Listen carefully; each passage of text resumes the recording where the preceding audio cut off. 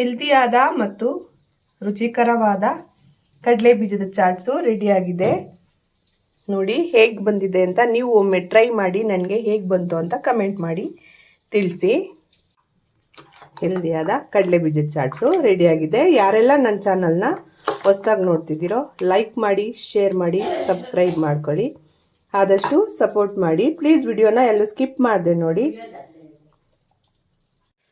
ನಮಸ್ತೆ family, welcome back to my channel. It's Chinni's world. ನಾನಿವತ್ತು ಕಡಲೆ ಬೀಜದಲ್ಲಿ ಒಂದು ಈವ್ನಿಂಗ್ ಚಾಟ್ಸ್ ಆಗಲಿ, ಇದು ಮಾರ್ನಿಂಗು ಡಯಟ್ ಮಾಡೋರಿಗೆ ಹೆಲ್ದಿ ಬ್ರೇಕ್ಫಾಸ್ಟ್ ಸಹ, ಮತ್ತು ಇದರಿಂದ ತುಂಬ ಉಪಯೋಗಗಳಿದ್ದಾವೆ. ಕಡಲೆ ಬೀಜ ತಿನ್ನೋದ್ರಿಂದ ನಾವು ವೆಯ್ಟ್ನ ಬ್ಯಾಲೆನ್ಸ್ ಮಾಡ್ಬೋದು. ಕಡಲೆ ಬೀಜ ತುಂಬ ಹೆಲ್ತ್ಗೆ ಒಳ್ಳೆಯದು. ಹೆಲ್ದಿ ರೆಸಿಪಿ ಸಹ ಇದು. ಬೇಗ ಮಾಡ್ಕೊಬೋದು. ಈವ್ನಿಂಗ್ ಏನಾದರೂ ನಿಮಗೆ ಚಾಟ್ಸ್ ತಿನ್ನಬೇಕು ಅನ್ನಿಸ್ದಾಗ ಒಂದು 5-10 ನಿಮಿಷದಲ್ಲಿ ನಾವು ರೆಡಿ ಮಾಡ್ಕೊಂಬಿಡ್ಬೋದು. ಬನ್ನಿ ಹೇಗೆ ಮಾಡೋದು ಅಂತ ನೋಡೋಣ. ಮೊದಲಿಗೆ ಏನೇನು ಇಂಗ್ರೀಡಿಯೆಂಟ್ಸ್ ಬೇಕು ಅಂತ ನಾನು ಹೇಳ್ತೀನಿ. ನಾನು 1 ಕಪ್ ಅಷ್ಟು ಕಡಲೆ ಬೀಜ ತೊಗೊಂಡಿದ್ದೀನಿ, 2 ಈರುಳ್ಳಿನ ಕಟ್ ಮಾಡಿ ಇಟ್ಕೊಂಡಿದ್ದೀನಿ, ಮತ್ತು ದೊಡ್ಡದು ಒಂದು ಟೊಮೆಟೊನ ಕಟ್ ಮಾಡಿ ಇಟ್ಕೊಂಡಿದ್ದೀನಿ. ತುಂಬ ಬೆನಿಫಿಟ್ಸ್ ಇದ್ದಾವೆ ಕಡಲೆ ಬೀಜದಲ್ಲಿ. ಇದು ಡಯಟ್ ಮಾಡೋರ್ಗಂತೂ ತುಂಬ ಉಪಯೋಗಕರ ಚಾಟ್ಸ್ ಇದು. ಬನ್ನಿ ಹೇಗೆ ಮಾಡೋದು ಅಂತ ನೋಡೋಣ. ತುಂಬ ಕ್ವಿಕ್ಕಾಗಿ ಬೇಗನೂ ಸಹ ಮಾಡ್ಕೊಬೋದು. ಹಾಗೆ ಕಡಲೆ ಬೀಜದಲ್ಲಿ ಪ್ರೋಟೀನ್ಸ್ ಜಾಸ್ತಿ ಇರುತ್ತೆ, ಮತ್ತು ಇದರಲ್ಲಿ ಫೈಬರ್ ಕಂಟೆಂಟ್ ಜಾಸ್ತಿ ಇರುತ್ತೆ. ತುಂಬ ಒಳ್ಳೆಯದು, ಹಾರ್ಟ್ಗೂ ಸಹ ತುಂಬಾ ಒಳ್ಳೆಯದು. ಬನ್ನಿ ಹೇಗೆ ಮಾಡೋದು ಅಂತ ನೋಡೋಣ. ತುಂಬ ಕ್ವಿಕ್ಕಾಗಿ ಬೇಗ ಕಡಲೆ ಬೀಜದ ಚಾಟ್ಸ್ ಮಾಡ್ಕೋಬೋದು. ಪೀನಟ್ ಚಾಟ್ಸು ಬೇಗ ಮಾಡ್ಕೊಳ್ಳೋಣ ಬನ್ನಿ. ಪ್ಲೀಸ್ ವಿಡಿಯೋನ ಎಲ್ಲೂ ಸ್ಕಿಪ್ ಮಾಡಿದೆ ನೋಡಿ. ಮೊದಲಿಗೆ ನಾನು ಪ್ಯಾನ್ ಇಟ್ಕೊಂಡಿದ್ದೀನಿ. ಕಡಲೆ ಬೀಜನ ಹುರ್ಕೊಬೇಕು. ತುಂಬ ಟೇಸ್ಟಿಯಾಗಿರುತ್ತೆ, ತುಂಬ ಹೆಲ್ದಿ ಸಹ ಕಡಲೆ ಬೀಜದ ಚಾಟ್ಸು. ಈವ್ನಿಂಗ್ ಏನಾದರೂ ತುಂಬ ಹೊಟ್ಟೆ ಹಸುವಾದಾಗ ಈ ಥರ ಒಂದು ಚಾಟ್ಸ್ ಮಾಡಿಕೊಂಡ್ರೆ ತುಂಬಾ ಚೆನ್ನಾಗಿರುತ್ತೆ. ಇದನ್ನು ಈಗ ನಾವು ಚೆನ್ನಾಗಿ ಹುರ್ಕೋಬೇಕು.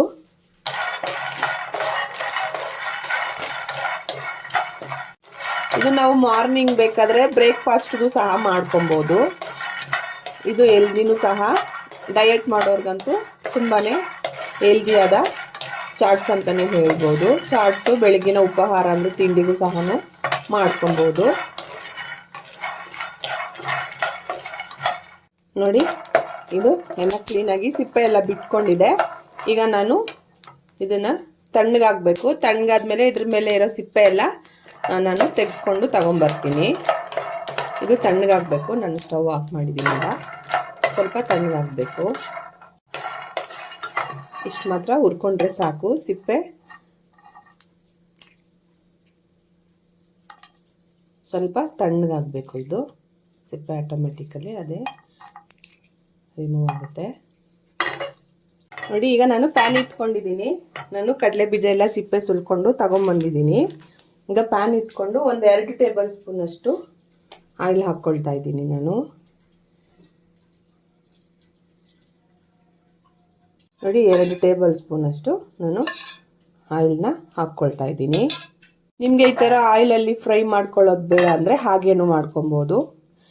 ನಾವು ಸಿಪ್ಪೆ ಸುಲಿದಿರೋ ಕಡಲೆ ಬೀಜನ ಒಂದು ಬೌಲ್ಗೆ ಹಾಕ್ಕೊಂಡು ಅದಕ್ಕೆ ಆನಿಯನ್ನು, ಟೊಮೆಟೊ ಎಲ್ಲ ಹಾಕ್ಕೊಂಡು ಮಾಡ್ಕೊಬೋದು. ಈಗ ಇದಕ್ಕೆ ನಾನು ಒಂದು ಸ್ವಲ್ಪ ಅರಿಶಿನ ಹಾಕ್ಕೊಳ್ತಾ ಇದ್ದೀನಿ. ಒಂದು 1/4 ಟೇಬಲ್ ಸ್ಪೂನ್ ಅಷ್ಟು ಅರಿಶಿನ. ಹಾಗೆ ನಾನು ಹಸಿಮೆಣ್ಸಿನ್ಕಾಯಿ ಯೂಸ್ ಮಾಡ್ತಿಲ್ಲ, ಸೊ ಅರ್ಧ ಟೇಬಲ್ ಸ್ಪೂನ್ ಅಷ್ಟು ನಾನು ಖಾರದ ಪುಡಿನ ಹಾಕ್ಕೊಳ್ತಾ ಇದ್ದೀನಿ. ಹಾಗೆ ಈಗ ನಾನು ಸಿಪ್ಪೆ ತೆಗೆದಿರೋ ಕಡಲೆ ಬೀಜನ ಇದರಲ್ಲಿ ಒಂದು 2 ಮಿನಿಟ್ಸು ಫ್ರೈ ಮಾಡ್ಕೊಳ್ತೀನಿ. ತುಂಬ ಟೇಸ್ಟಾಗಿರುತ್ತೆ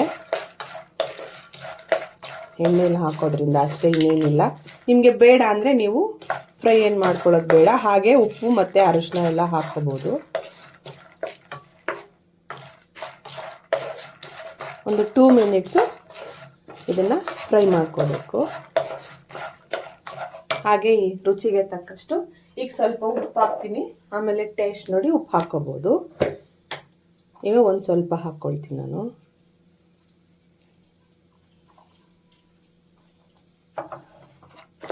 ಮತ್ತು ಆನಿಯನ್ನು, ಟೊಮೆಟೊ ಎಲ್ಲ ಹಾಕಾದ್ಮೇಲೆ ಮತ್ತು ಉಪ್ಪು ನೋಡಿ ಹಾಕ್ಕೋಬೋದು. ಹಾಗೆ ಈ ಚಾಟ್ಸ್ಗೆ ನೀವು ಬೇಕಾದರೆ ಸೌತೆಕಾಯಿನೂ ಸಹ ಯೂಸ್ ಮಾಡ್ಕೊಬೋದು.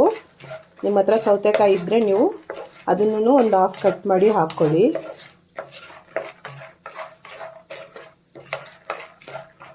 ನೋಡಿ, ಕಡಲೆ ಬೀಜ ಫ್ರೈ ಆಗಿದೆ. ಈಗ ನಾನು ಸ್ಟವ್ ಆಫ್ ಮಾಡ್ಕೊಳ್ತಾ ಇದ್ದೀನಿ.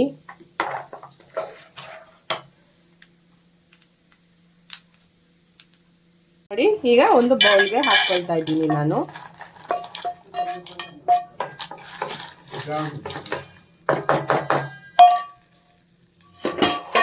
ಹಾಗೆ ಕಟ್ ಮಾಡಿರೋ ಟೊಮೆಟೊನು ಸಹ ಹಾಕ್ಕೊಳ್ತಾ ಇದ್ದೀನಿ. ಹಾಗೆ ನಾನು ಈರುಳ್ಳಿನೂ ಸಹ ಹಾಕ್ಕೊಳ್ತಾ ಇದ್ದೀನಿ. ನಾನು ಒಂದು ಕ್ಯಾರೆಟ್ನ ಚಿಕ್ಕ ಕ್ಯಾರೆಟ್ನ ತುರಿದಿಟ್ಕೊಂಡಿದ್ದೆ, ಅದನ್ನು ಸಹ ಹಾಕ್ಕೊಳ್ತಾ ಇದ್ದೀನಿ. ಇದು ಚಾಟ್ ಮಸಾಲ ಪುಡಿನ ಒಂದು 1/2 ಟೇಬಲ್ ಸ್ಪೂನಷ್ಟು ನಾನು ಹಾಕ್ಕೊಳ್ತಾ ಇದ್ದೀನಿ. ಕೊತ್ತಂಬರಿ ಸೊಪ್ಪನ್ನ ಹಾಕ್ಕೊಳ್ತಾ ಇದ್ದೀನಿ. ಹೆಲ್ದಿ ಚಾಟ್ಸ್ ಅಂತಲೇ ಹೇಳ್ಬೋದು. ಒಂದು 1/2 ಲೆಮನ್ನ ಹಾಕ್ಕೊಳ್ತಾ ಇದ್ದೀನಿ.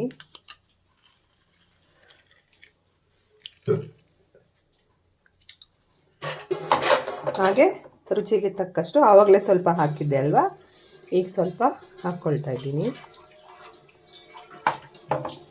ಇದನ್ನೆಲ್ಲ ಚೆನ್ನಾಗಿ ಮಿಕ್ಸ್ ಮಾಡ್ಕೋಬೇಕು.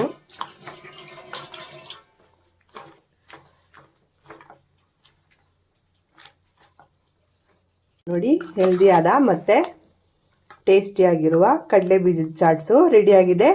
ಈಗ ಒಂದು ಬೌಲ್ಗೆ ನಾವು ಸರ್ವ್ ಮಾಡ್ಕೊಳ್ಳೋಣ ಬನ್ನಿ. ಹೆಲ್ದಿಯಾದ ಕಡಲೆ ಬೀಜದ ಚಾಟ್ಸು ರೆಡಿಯಾಗಿದೆ. ಇಲ್ಲಿ ತನಕ ಈ ರೆಸಿಪಿನ ನೋಡಿದ್ದಕ್ಕೆ ತುಂಬ ಹೃದಯದ ಧನ್ಯವಾದಗಳು. Thank you so much. Please bell ಐಕನ್ನ ಪ್ರೆಸ್ ಮಾಡೋದು ಮಾತ್ರ ಮರಿಬೇಡಿ. ನಾನು ಯಾವುದೇ ವಿಡಿಯೋ ಹಾಕಿದ್ರೂ ನಿಮಗೆ ಮೊದಲೇ ನೋಟಿಫಿಕೇಷನ್ ಬರುತ್ತೆ. Thank you. Bye. Thanks for watching.